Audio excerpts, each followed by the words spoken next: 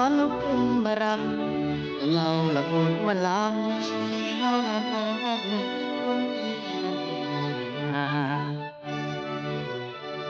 เราจะกำลังแต่เราสอซึ่งอันตรายเตือนมาหาล้านเราแค่น้อยบันเทิง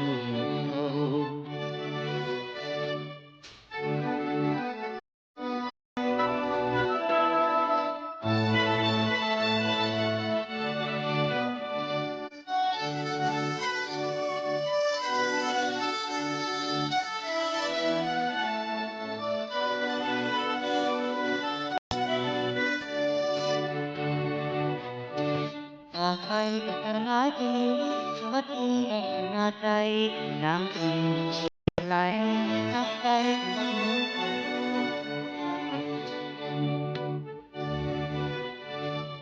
วันกำลังพัดร้ายไปคงหากวันใครยอม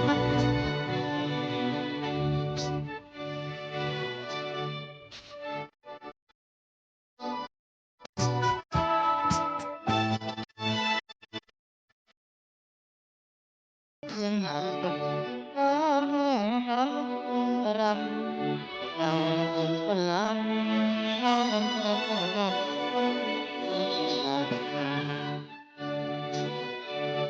าจะตั้งแต่เราพอถึงตั้งแต่ลาคือเติมมาแค่น้อยกันจนเรา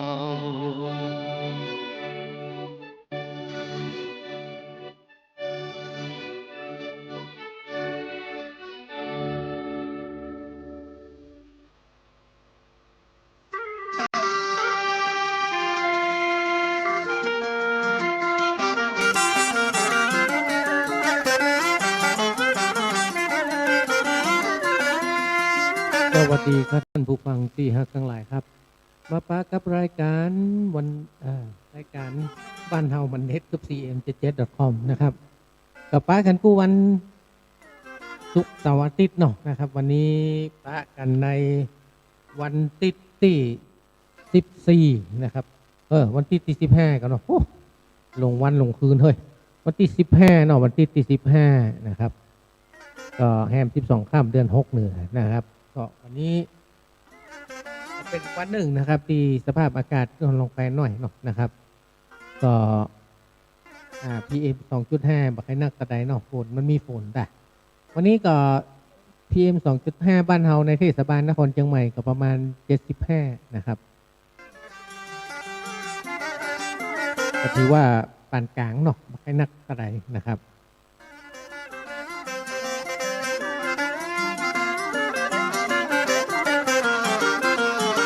ครับก็บ่ายโมงถึงบ่าย2นะครับวิทยุส่งเสริมพุทธศาสนาและวัฒนธรรมวัดป่าหินนะครับ 104.50 เมกะเฮิรตซ์แล้วก็ CM77 วิทยุอินเทอร์เน็ตล้านนาครับ www.cm77.com ทาง Facebook วัดป่าหินนะครับแล้วก็ทาง YouTube วัดป่าหินตัวเนาะนะครับวันนี้ผมกระท่อมน้อยดำเนินรายการนะครับ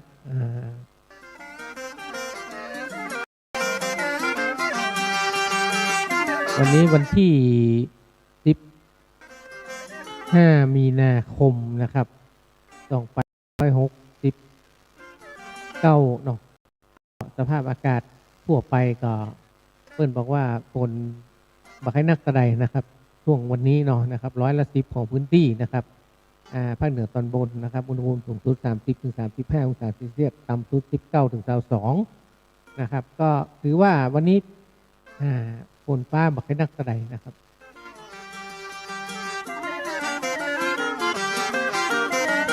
แต่ตั้งบนที่ก็ยังเย็นอยู่เนอะนะครับดอยอินทนนท์นะเพราะว่าอุณหภูมิต่ำสุดเปิ้น 6.5 องศาเซลเซียสแต่นะครับสูงสุดนี่เปิ้น 14 องศาดอกถือว่าเย็นนะครับปลายดอยอินทนนท์นะ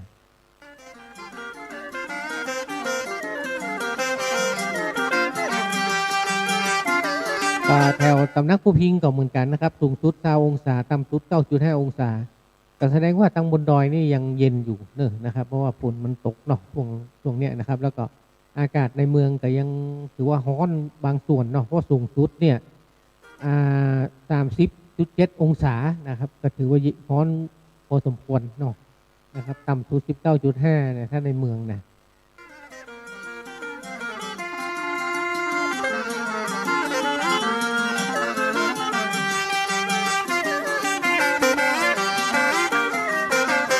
ก็ถือว่าเป็นอากาศช่วงนี้ก็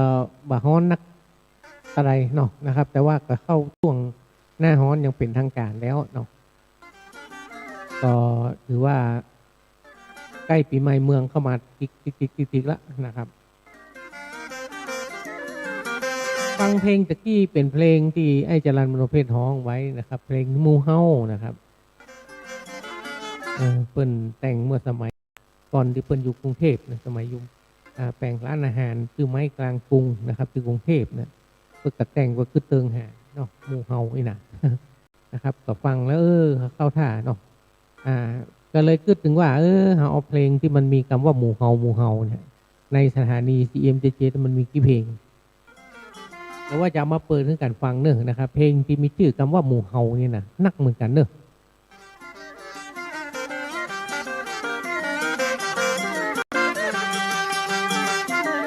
ทักทายกันหอมปากหอมคอนะครับเราก็จะเอาเพลงกันก่อนแล้วกันก็เดี๋ยวก็มาอู้ถึงเรื่องของข้อคิดดีๆนะครับวันนี้จะเอาสุภาษิตล้านนานะครับมาอู้เป็นคติคำสอนเนาะนะครับของกำเมืองเฮา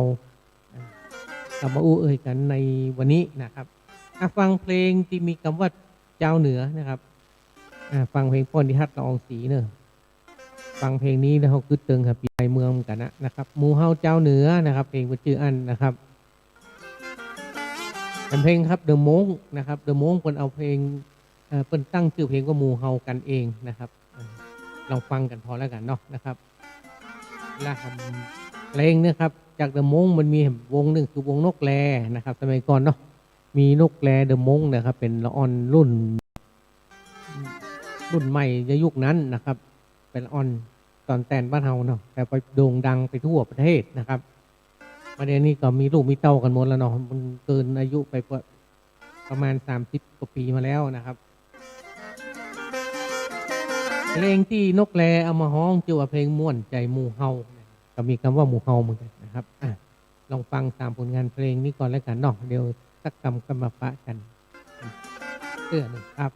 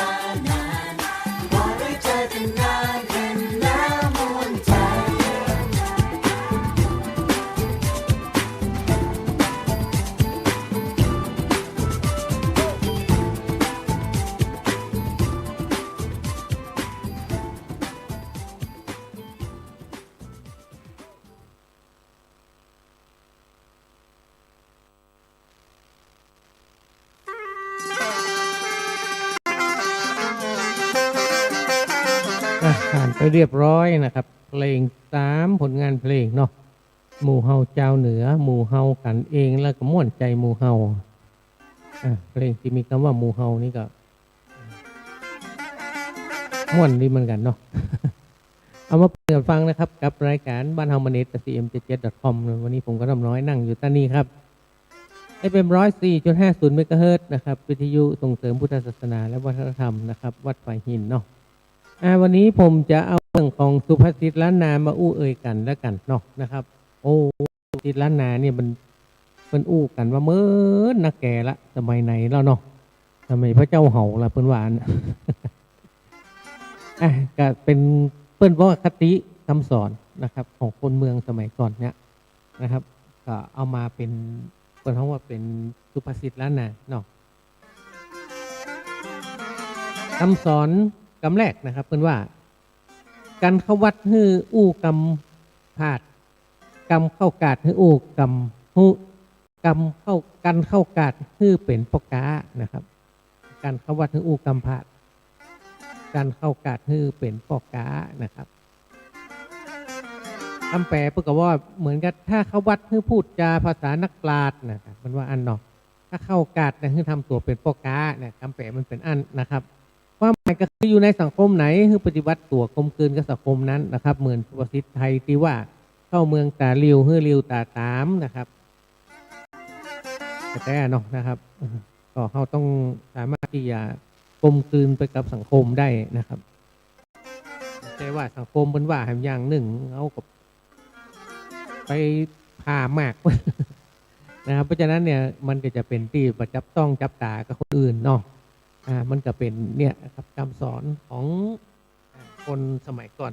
คนเฒ่าสมัยก่อนจะสอนอย่างนี้นะครับ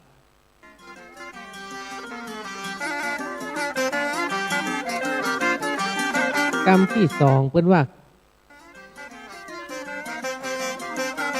กินส้มบดีฮานกินหวานบดีปั้มนะคำว่าฮานเนี่ยก็คือเป็นการเป็นน้องลิดเนาะลิด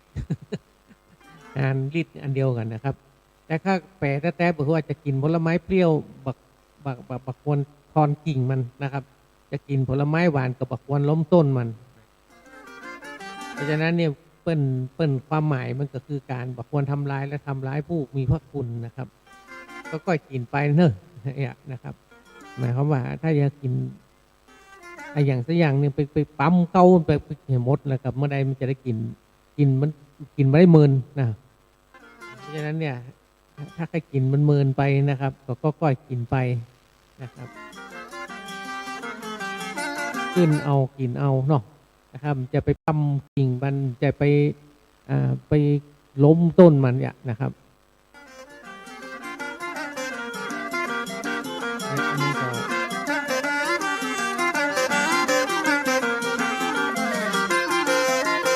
แฮมกรรมหนึ่งนะครับ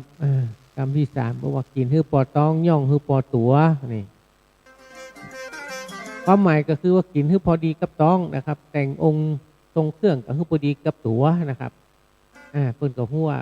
เป็นความหมายก็คือฮู้จักประมาณตนนะครับแบบนี้อย่างเกินตัวเนาะเพิ่นก็สอนแบบนี้นะครับกินฮื้อปอต้องย่องฮื้อปอตัวนะครับฮู้จักประมาณตนตัวเก่ามันจะเนี่ยอย่างไปเฮียนเปิ่นไปให้หมดเนาะเปิ่นย่องจะอีเฮาเมียเขาก็ไปย่องอย่างเปิ่นห้องไปเจาะมาไปเลยไปเถยเนาะไปลักเปิ่นมาไปโกงเปิ่นมาแล้วเอามาย่องไปแข่งเปิ่นมันก็บ่ดีนะครับเพราะฉะนั้นเฮามีกระไรเฮาก็จะอั้นเนาะนะครับรู้จักประมาณตัวตนนะครับมันนี้อย่างเกินตัวนะเปิ่นได้ก็ใครได้จะเปิ่นเนี่ยนะครับเพราะฉะนั้นเนี่ยมันต้องไปกำคนเฒ่ามาเก่าปกบอกว่ากินฮื้อปอต้องย่องฮื้อปอตัวเนอ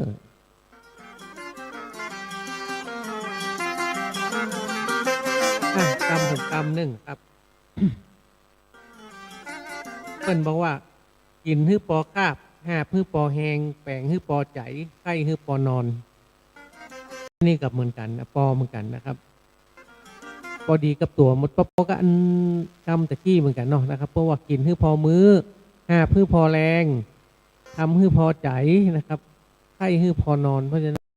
ทำสิ่งใดก็ฮื้อจักประมาณตัวเก่าเหมือนกันนะครับทำเต็มที่เต็มกำลังของตัวเก่าอันนี้ก็คือไม่ใช่โอ้กินเอาจนอันมันลำเนาะกินเอาจนปวดโถต้องไก่ต้องปองเนี่ยไปเอาไปมาก็เป็นเก็บไข้ได้ป่วยนะครับ หาบฮือปอแรงนะครับหาบฮือปอแหงก็คือ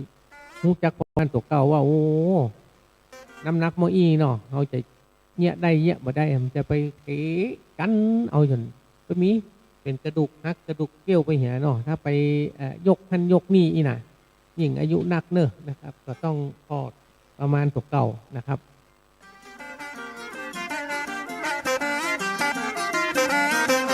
แปลงฮือปอใจนะครับแปลงฮือปอใจก็คือ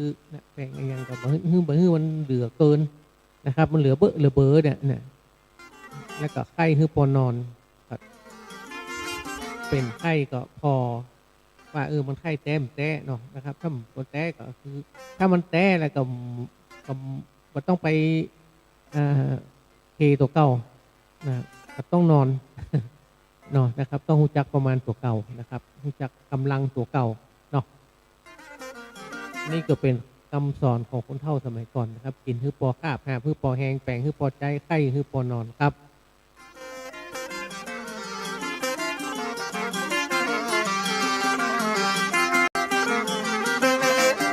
กำหนึ่งนะครับกำหนึ่งถ้ากำจมกำดามิก้าเสียงตี้นะครับถ้าฟังบดีมันตึงแบบม่วนหูนะอันนี้กับเหมือนกำแปะเพราะว่ากำจมกำดามีค่าที่สุดนะครับถ้าฟังบดีนักสนุกหูนะครับเพราะฉะนั้นเนี่ย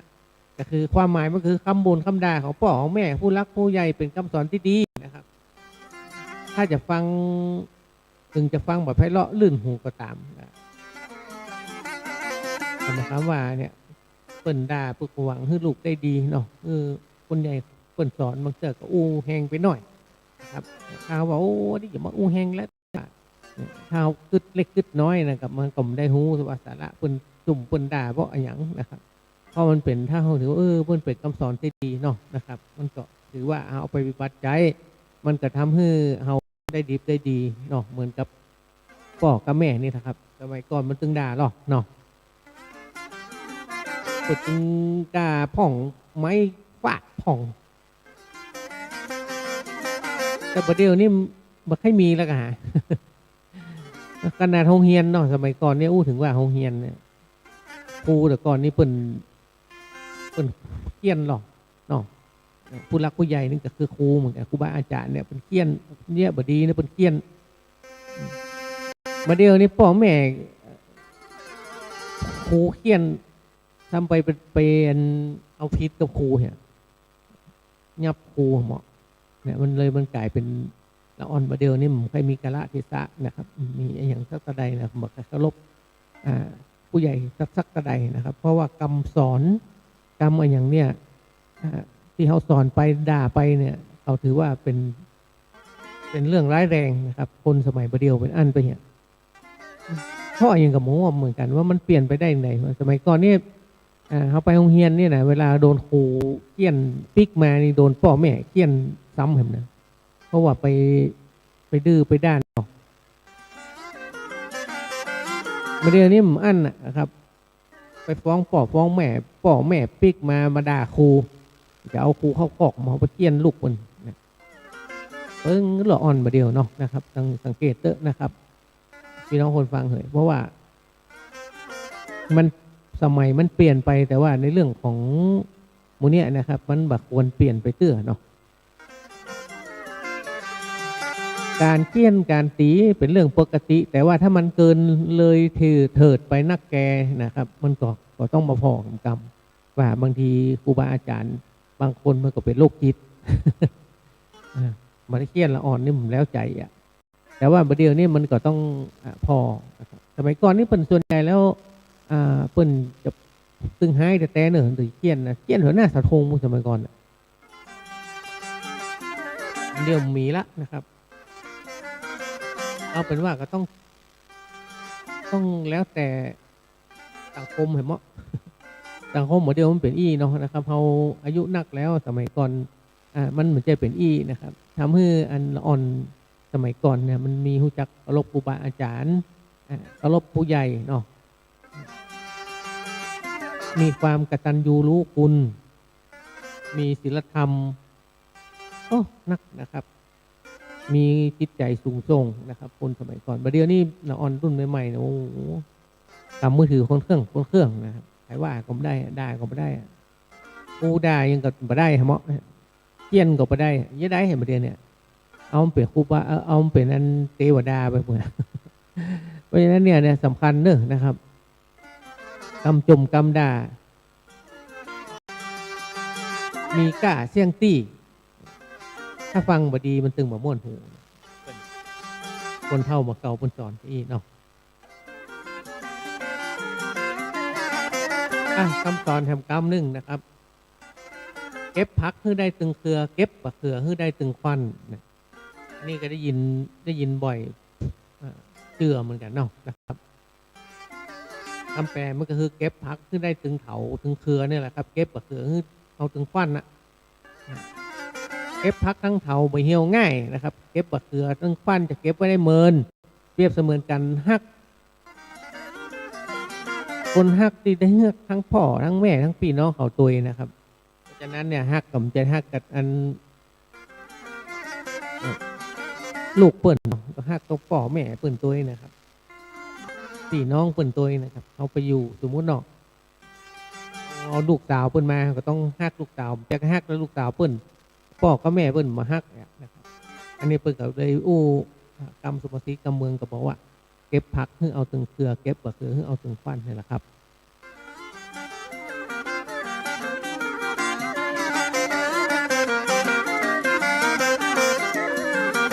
คำสอนแห่งกรรมหนึ่งนะครับ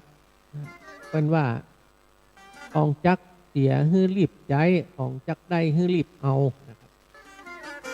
คำแปลก็คือว่าของที่มักเสียให้อันนำไปใจของที่ควรจะได้ให้รีบไปเอานะครับ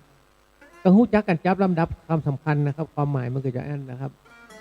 อย่างก่อนอย่างหลังนะครับเมื่อมีโอกาสถึงก็รีบคว้านะครับอันนี้เป็นคำสอนคนสมัยก่อนเนาะคนที่จักลำดับความสำคัญ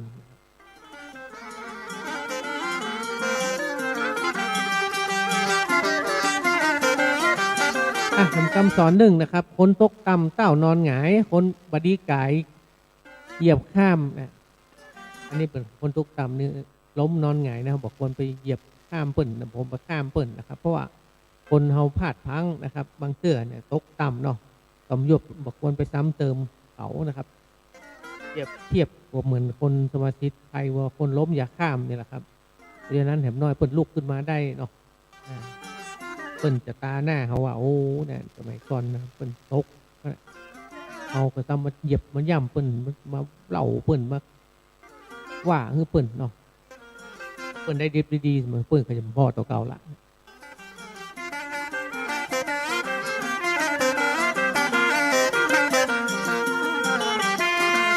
นะครับลายสุภาษิตล้านนาละย่างฟังเพลงสักกรรมเลยก็มาอู้กันต่อแล้วกันเนาะนะครับเป็นเพลงที่มีคำว่าหมู่เฮาเนาะนะครับ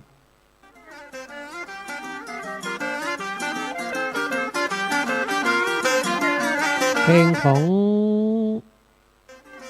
เอกตะเกียงนะครับเพลงที่ชื่อว่าหมู่เฮาเอกตะเกียงก็แต่งเพลงไว้เหมือนกันมันชื่อเพลงหมู่เฮาละคนที่ฮัดเพลงอองสีเป็นลำวงหมู่เฮานี่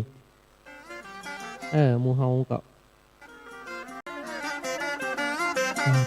มีเพลงไอเอ็มบ่าวเคินเพลงซักสีหมู่เฮาเนี่ยตามผลงานเพลงครับกับรายการบรรเทาวันนี้กับ TN77.com ครับ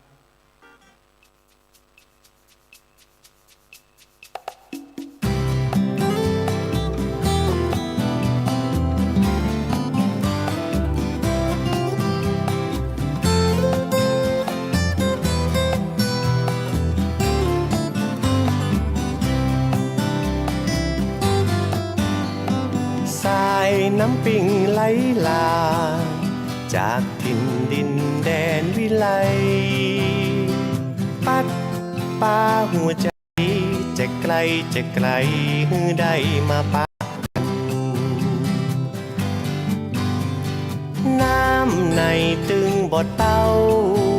น้ำใจหมู่เฮาคนเมืองอู้กำเมือง ฟังกันหูเรื่องเฮาคนเมืองอู้ม่วนจาหวานหมู่เฮาฮับหูหมู่เฮาหูกันหมู่เฮาฮักมันกันไว้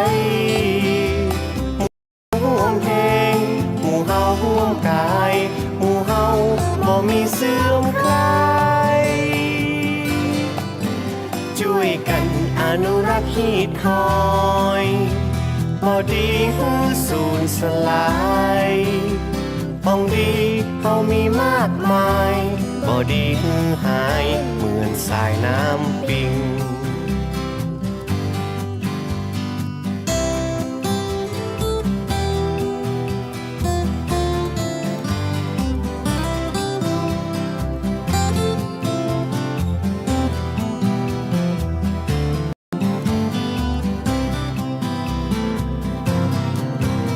หมู่เฮาฮับหูหมู่เฮาหูกันหมู่เฮาฮักมันกันไว้หมู่เฮาร่วมเพลงหมู่เฮาร่วมกายหมู่เฮาบ่มีเสื่อมคลายหมู่เฮาฮักหูหมู่เฮาหูกันหมู่เฮาฮักมันกันไว้หมู่เฮาร่วมเพลงหมู่เฮาร่วมกายหมู่เฮาบ่มีเสื่อมคลายช่วยกันอนุรักษ์ฮีดคอยบ่ดีฮือสูญสลายของดีเฮามีมากมายบ่ดีฮือหายเหมือนสายน้ำปิงบ่ดีฮือหายเหมือนสายน้ำปิงบ่ดีฮือหายเหมือนสายน้ำปิง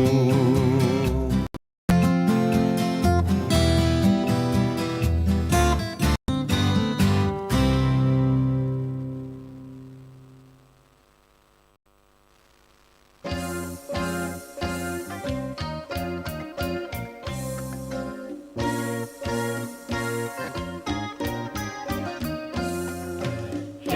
เฮฮามวนนักหนามวนแต่หมู่เฮาอย่ามัวเหงาขอเชิญเราวงร่วมกันคืนวันเพ็ญเป็นเดือนงามยามนี้สุขสันต์พลอดรำพันรักกันอย่ามาร่วมรำเพลินเคล้าคู่เชยชิดอยู่กับแม่งามคำเจ้าร้องรำดูมิน่าชวนให้เคลิ้มไปมองมองมองมาเล่นรำวงกันแสนสุขใจดังอยู่ในวิมานบนเมืองสวรรค์เฮเฮฮามวนนักหนามวนแต่หมู่เฮาอย่ามัวเหงาขอเชิญรำวงร่วมกันคืนวันเพ็ญเด่นเดือนงามยามนี้สุขสันต์พลอดรำพันรักกันอย่ามาร่วมร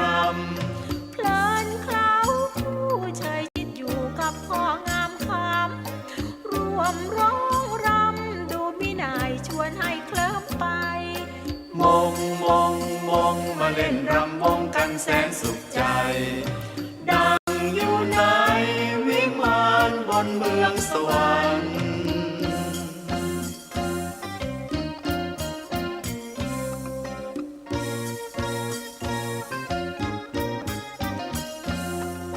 เฮเฮฮามวนนักหนามวนแต่หมู่เฮาอย่ามัวเหงาขอเชิญรำวงร่วมกันคืนวันเพ็ญเด่นเดือนงามยามนี้สุขสันต์พลอดรำพันรักกันอย่ามาร่วมรำเพลินเคล้าคู่เชยชิดอยู่กับแม่งามคำเจ้าร้องรำดูมิน่าชวนให้เคลิ้มไปมองมองมองมาเล่นรำวงกันแสนสุขใจดังอยู่ในวิมานบนเมืองสวรรค์ดังอยู่ในวิมานบนเมืองสวรรค์ดังอยู่ในวิมานบนเมืองสวรรค์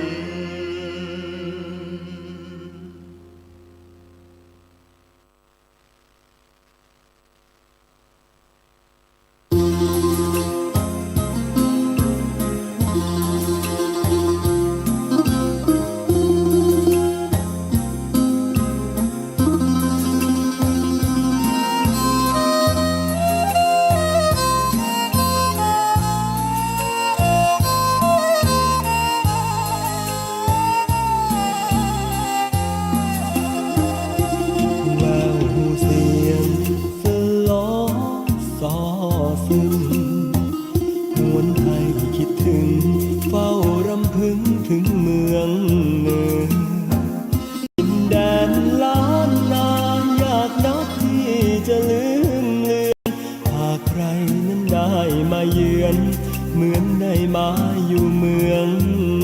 สวรรค์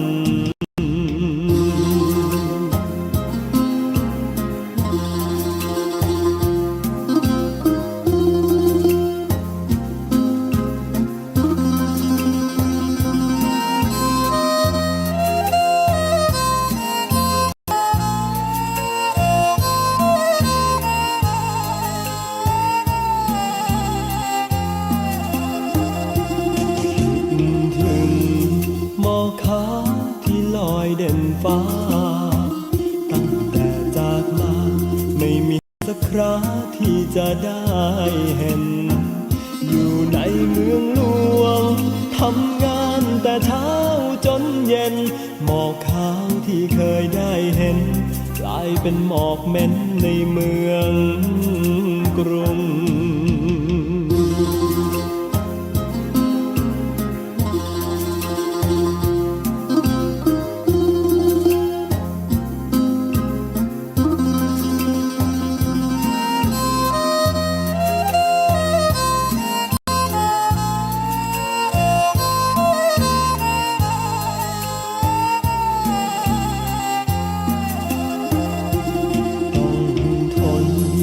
กับคนที่ใจไม่จริงบอกหักแต่แล้วมาทิ้งหลอกจนสิ้นบ่เหลือเยื่อใยเกือบเสียน้ำตาให้คนที่ไม่จริงใจจำคำที่แม่บอกไว้ลูกพ่อใจต้องใจเข้มแข็ง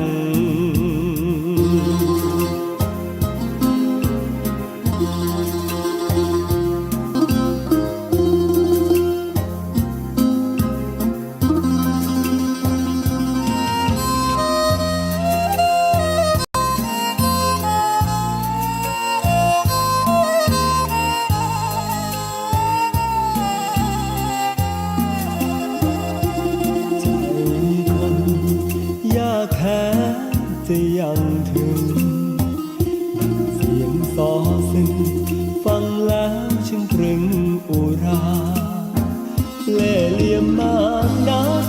พอแล้วกรุงเทพเมืองฟ้าใจร้ายหนักหนา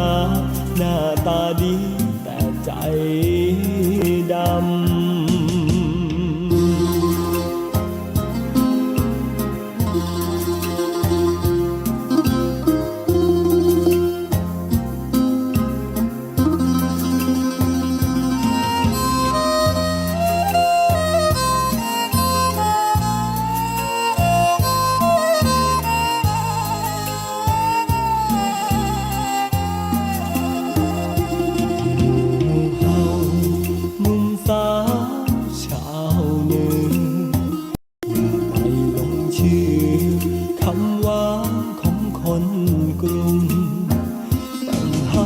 ศักดิ์ศรีทั้งลูกป่อใจแม่หญิงอย่าให้ใครมาย้ำหมิ่นสูญสิ้นศักดิ์ศรีหมู่เฮา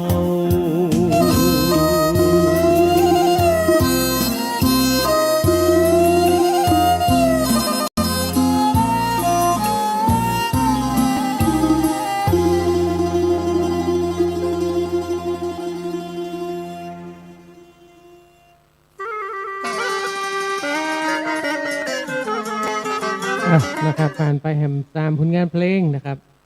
เพลงหมู่เฮาแล้วก็ลำวงหมู่เฮาแล้วก็ซักสีหมู่เฮา เอาเพลงที่เกี่ยวกับหมู่เฮาเนี่ยมาเปิดกันฟังเนาะนะครับวันนี้มันติดแล้วเนี่ยมันบุกวันจันทร์แล้วเว้ยนะแกได้ทุกเตาติดจันเดี๋ยวกับติดจากติดก็เป็นเดือนนะครับเดือนหน้าเนี่ยก็จะเข้าปีใหม่เมืองครับละนะครับเว้ย เนาะนะครับวันเวลามันเว้ยนะแกเอาพูดเรื่องถึงสุภาษิตละนานแล้วกันเนาะคติคำสอนคนเฒ่าสมัยแต่ก่อนนะครับกำแห่มกำหนึ่งเป็นบอกว่าจะไปลวกก่อนหมอจะไปซอก่อนปีคำนี้ก็กำแปะมันคืออย่าจะไปฉลาดก่อนหมออย่าไปซอก่อนปีนะครับแต่ความหมายคืออย่าไปชิงความฉลาดรอบรู้ก่อนนักปราชญ์นะก่อนที่เขาจะจะบอกนะครับอย่าไปซอก่อนปีก็เพราะปีเป็น ตัวทำนำทำนองซอนะถ้าซอก่อนก็บอกว่าจะเริ่มต้นทำนองไหนนะครับ ก็คือการจะไปทำการใดๆก่อนกำหนดแนวทางเพื่อได้เสียก่อนนะครับระยะการก่อนกำหนดนะครับอันนี้เป็นคำสอนที่ดีเลยนะครับเนาะเพราะฉะนั้นเนี่ยคนเท่าสมัยก่อนเนี่ยเป็นจ้างสอนเหมือนกันเฮ้ยเนาะตัวจะไปชิงเขาจะไปอวดหัวอวดลวกอวดหูก่อนปราดก่อนนักปราดนะครับหรือว่าก่อนคนที่เป็นมีความหูนะก่อนที่เขาจะอู้จะจ่าเนี่ยเขาต้องไปเลี่ยมนะกับเมืองห้องเลี่ยมนะครับเลี่ยมหันเลี่ยมนี่มันตึงมาดีนะครับคนเท่าสมัยก่อนเป็นว่าอันนะ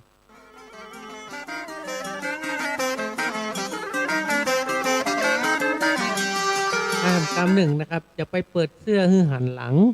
จะไปลอกหนังหื้อหันจีนคำนี้ก็เหมือนกันนอกนะครับคำแปลมันก็คืออย่าไปเปิดเสื้อให้คนเขาเห็นข้างหลัง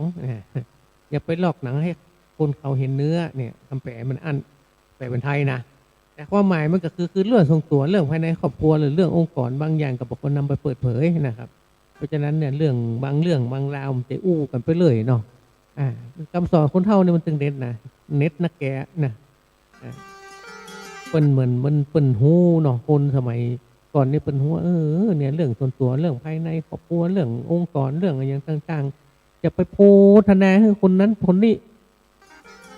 บางเจ้าเปิ้นไม่ใจรู้เรื่องเฮานะเปิดเผยเปิ้นฟังเอาไปมาเนี่ยเรื่องมันก็จะเข้าตัวนะเรื่องบางเรื่องก็ต้องดักไว้นะเนี่ยเป็นคำสอนที่ดีนะครับคนเฒ่าสมัยก่อนเนาะ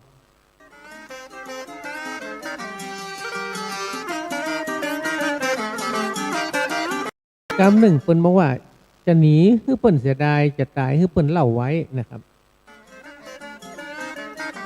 และคำแปลเป็นไทยเปิ้นก็จะหนีให้คนเขาเสียดายจะตายให้คนเขาเล่าไว้นะ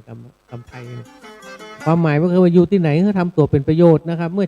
จากไปคนอื่นเขาจะเสียดายถ้าจะต้องก็ให้เป็นที่กล่าวถึงนะครับคนว่าอันเนาะนะครับแต่กันเนาะถ้าอยู่ที่ไหนนะเปิ้นฮักเปิ้นหุมนะไปมีงานเนี่ยไปช่วยเปิ้นเนาะทำตัวเป็นประโยชน์บัดช่วยท่านนักก็ช่วยท่านน้อยยังน้อยมันจะไปนั่งพอยุ่มได้กับเจอไปอันเปิ้นมีงานเนาะเงินใหม่ว่องไปยังไปนั่งกินมาได้ช่วยให้เปิ้นยะฮันยะนี่นะครับอันก็ไปอันถุง6 คูณ 9เอาไปใส่แกงปิ๊กบ้านช่วยเปิ้นอย่างสร้างยังนะครับอันนี้กับเนี่ยเปิ้นก็พอเปิ้นอย่าเล่านะเปิ้นก็เลยคนเฒ่าเปิ้นก็เลยบอกว่าจะหนีคือเปิ้นจะได้จะตายคือเปิ้นเล่าไว้นะครับทำอยู่ที่ไหนก็ทำตัวให้เป็นประโยชน์เนาะ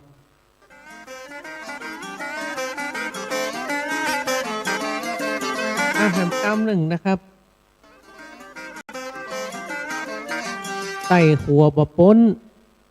จะไปฟั่งห่มกันโยนหาวนะครับคำแปลเป็นว่าข้ามสะพานยังบะป้นอย่าพุ่งกระโดดโลดเต้นความหมายแท้ๆมันก็คือการกระทำยังบ่เสร็จสมบูรณ์อย่าไปฟั่งใจดีใจนะครับหรือการกระทำใดที่มีคนมาฮื้อคำแนะนำยังบ่ตันจบก็บอกว่าพอแล้วหูแล้วสุดท้ายก็ทำต่อมาได้นะครับเนาะบางเตื้อบางราวนะคือมันแล้วการแล้วงานนี่ก่อนเนาะนะครับก้อยว่าเนาะบางเตื้อเรื่องย่อมแล้วเตื้อยิ่งเหมือนนี่เตื้อก็ไปโพยไปตีพายไปดีพ่องบ่ดีหลายไปบางคนก็ดีใจเนาะถ้าเรื่องดีนะเรื่องบ่ดีก็ไปตีโพยตีพายเอาให้มันแล้วก่อนคนนั้นคนเท่าสมัยก่อนเพิ่นว่าเพิ่นก็เลยว่าใต้หัวบะป้นจะไปฟั่งโฮมกันโยนแฮวนะครับ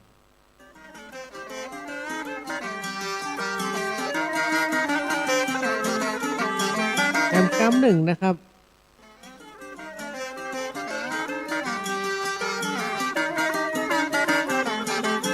นกบ่อบินจะไปแข่งปีกควายบักกินหญ้าจะไปเต็กเอามันลงอันนี้คำแปลคำไทยประวัตินกไม่บินอย่าไปถึงปีกให้คว ควายไม่กินหญ้าอย่าไปกดเขาให้มันลงขีน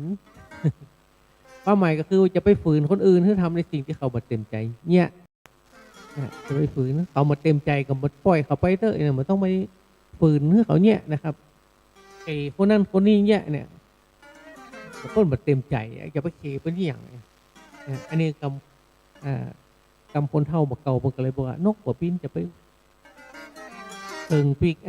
ที่เคิงปีกมันอย่างก็มันแบบบินน่ะเนี่ยไฟบักกินหญ้าจะไปเต็กมันเขามันลงเต็กเขามันลงกินก็มันแบบเนี่ยมันเปิ้นก็เลยบอกว่าจะไปฝืนให้คนอื่นเนี่ยในสิ่งที่เปิ้นบ่เต็มใจเนาะ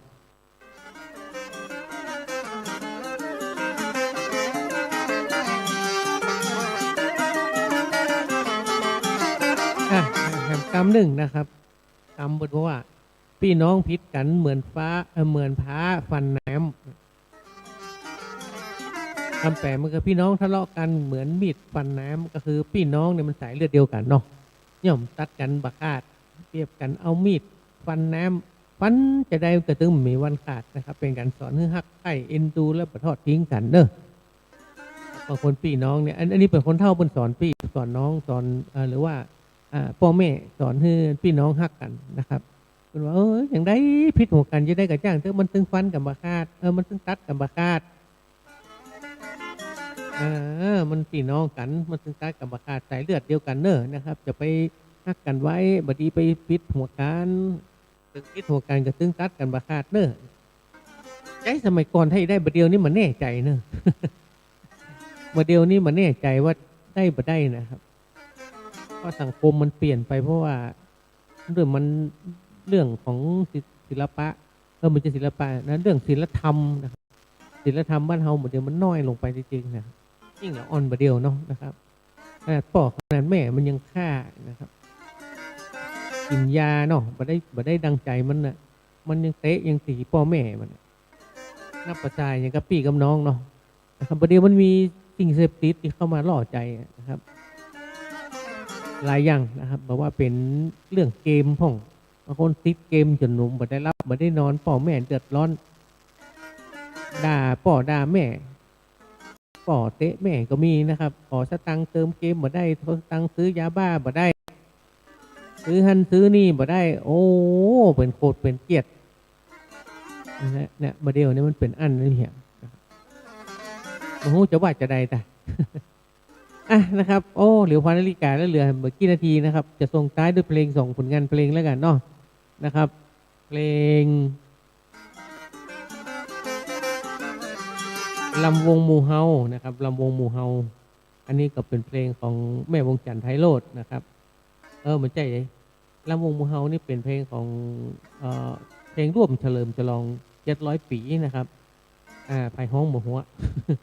แต่มันมีในนี่นะครับเป็นเพลงเขาตะเกียงมีเพลงหนึ่งที่เกี่ยวกับว่าหมู่เฮาคนเมืองครับส่งผลงานเพลงก็ล่ำลากันไปก่อนปะกันใหม่วันติดหน้าเนอะนะครับตั้งแต่บ่ายโมงจนถึงบ่าย2 โมงของวันศุกร์เสาร์อาทิตย์ครับวันนี้ผมก็ทำน้อยล่ำลากันไปก่อนโชคดีมีใจเป็นของผู้ท่านครับสวัสดีครับ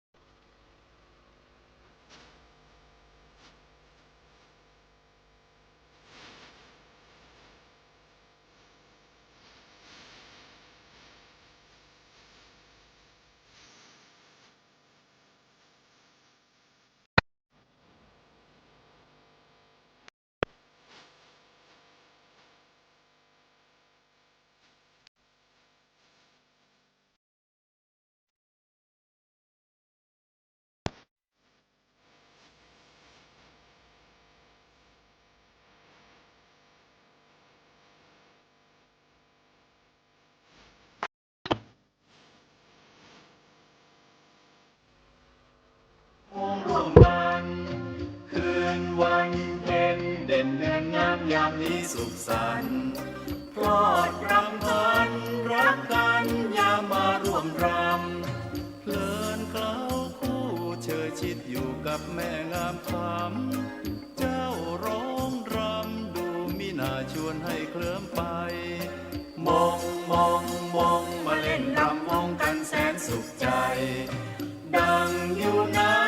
วิมานบนเมืองสวรรค์เฮเฮฮามวนนักหนามวนแต่หมู่เฮาอย่ามัวเหงาขอเชิญรำวงร่วมกันคืนวันเพ็ญเด่นเดือนงามยามนี้สุขสันต์พลอดรำพันรักกันอย่ามาร่วมรำ เพลินเคล้าผู้เชยชิดอยู่กับพ่องามคำรวมร้องรำดูมินายชวนให้เคลิ้มไปมองมาเล่นรำวงกันแสนสุขใจ ดังอยู่ในวิมานบนเมืองสวรรค์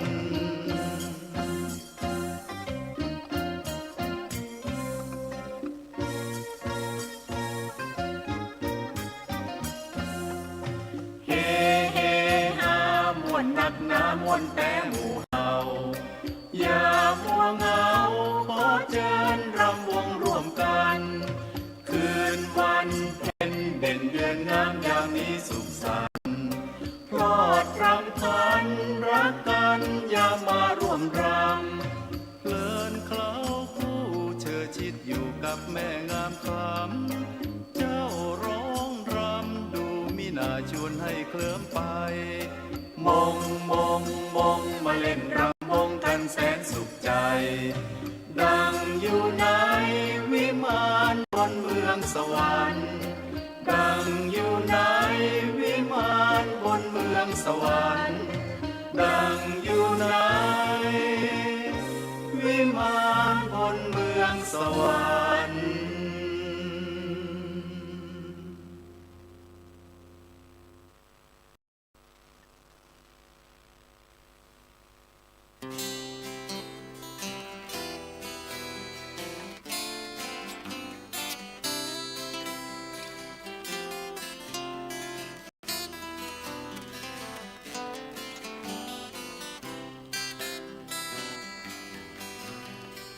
สายน้ำปิงไหลหลังจาก